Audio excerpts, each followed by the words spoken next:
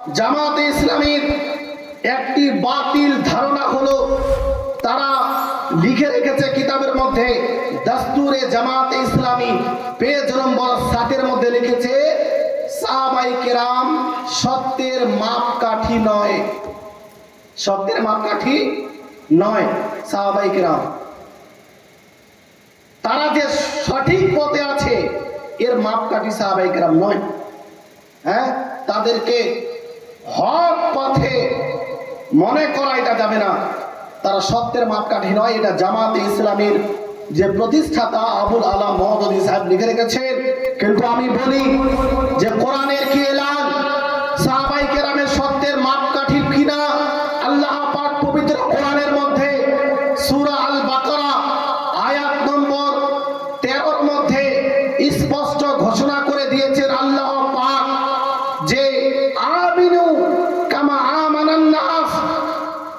আমানান নাসের ব্যাখ্যা তাফসীরে জালালাইনের মধ্যে করা হয়েছে, আসহাবুন নবী সাল্লাল্লাহু আলাইহি ওয়াসাল্লাম আল্লাহ পাক ঘোষণা দিলেন যে তোমরা ঈমান আনো যেরূপ ভাবে সাহাবায়ে কেরাম ঈমান এনেছেন। বলেন সুবহানাল্লাহ। আল্লাহ পাক অমুসলিমদের যে ঈমান আনার নির্দেশ দিলেন, কিভাবে?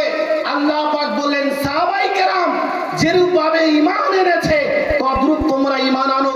যেরূপ ভাবে সাহাবায়ে কেরাম ঈমান এনেছে তদ্রূপ যদি তোমরা ঈমান আনো তোমাদের ঈমান গ্রহণযোগ্য হবে। আমি বলতে চাই স্বয়ং আল্লাহ পাক সাহাবায়ে কেরামদেরকে সত্যের মাপকাঠি বানিয়েছেন, হকের মাপকাঠি বানিয়েছেন। জামাতে ইসলামের প্রতিষ্ঠাতা আবুল আলা মওদুদী কিভাবে এই কথা বলে দিল যে সাহাবায়ে কেরাম সত্যের মাপকাঠি নয়? আল্লাহ পাক সত্যের মাপকাঠি বানিয়েছেন। সাহাবায়ে কেরাম যেভাবে ঈমান এনেছে তোমরাও ঈমান নিয়ে আসো। মডেল বানানো হয়েছে সাহাবায়ে কেরামকে, আইডল বানানো হয়েছে সাহাবায়ে কেরামকে। এজন্য সাহাবায়ে কেরাম হলো হক পথের পথিক, তারা হলো আইডল সমস্ত মুসলমানদের জন্য। নবী পাক সাহাবায়ে কেরামদেরকে সত্যের মাপকাঠি বানিয়েছেন। মিশকাত শরীফ থেকে একটি হাদিস আপনাদের শোনাই। আর একটি হাদিস, এটি হাদিসে বর্ণিত হয়েছে আপনার তিরমিজি শরীফের মধ্যে, তিরমিজি শরীফ 2য় খণ্ড পেজ নম্বর 291-এর মধ্যে নবী পাক সাল্লাল্লাহু আলাইহি ওয়াসাল্লাম সাহাবায়ে কেরামকে সত্যের মাপকাঠি বানিয়েছেন। হাদিস আপনাদের আরেকবার শুনিয়ে দিই।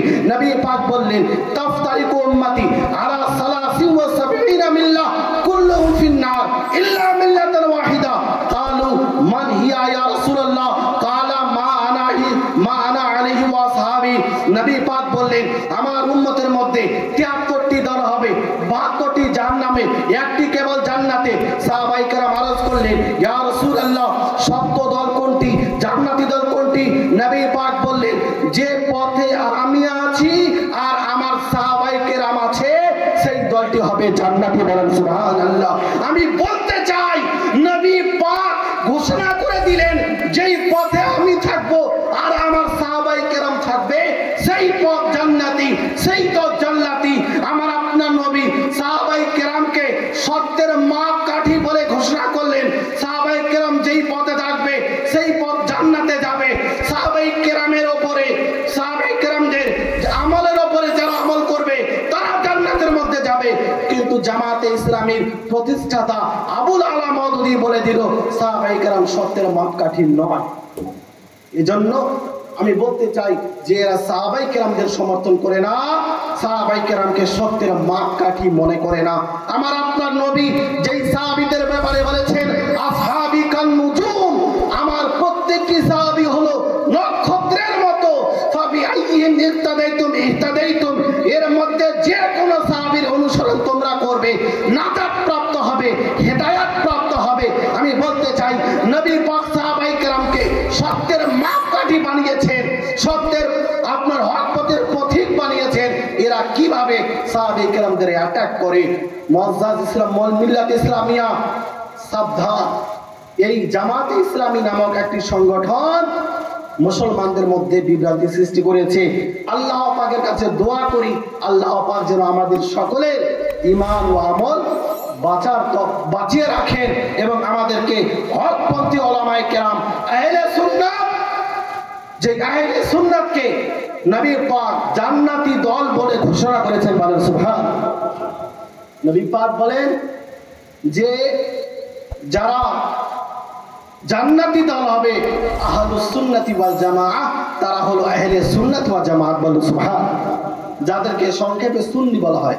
এজন্য আমার বক্তব্যের যে সারমর্ম সার কথা সেটা হলো জামাত ইসলামী নামে যে সংগঠন আশেপাশে তৈরি হয়েছে, এরা কোরআন হাদিসের বিরুদ্ধে কিছু মত তৈরি করেছে, সাহাবায়ে কেরামদের সম্মানার্থে বেয়াদবি করছে, আহলে বাইতের সম্মানার্থে বেয়াদবি করছে।